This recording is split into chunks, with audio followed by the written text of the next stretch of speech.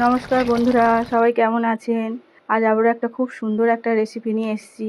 আজ বানাবো বেগুন আলু দিয়ে পুঁটি মাছের একটা খুব সুন্দর একটা রেসিপি। আপনারা যদি ভিডিওটা ইউটিউব থেকে দেখে থাকেন তাহলে চ্যানেলটাকে সাবস্ক্রাইব করে দেবেন।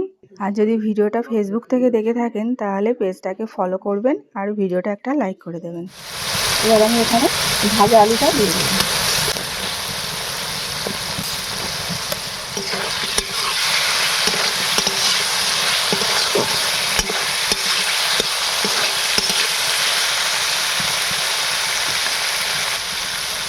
এবার টমেটোটা দিয়ে দেবো।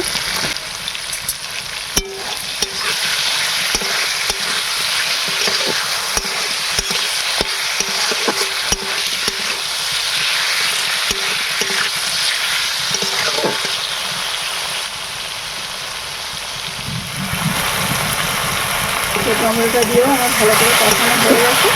আমি এবারে পরিমাণ মতো জল দিয়ে দেবো। আলুটা সেদ্ধই আছে, আমার অল্প জল দিলে হয়ে যাবে।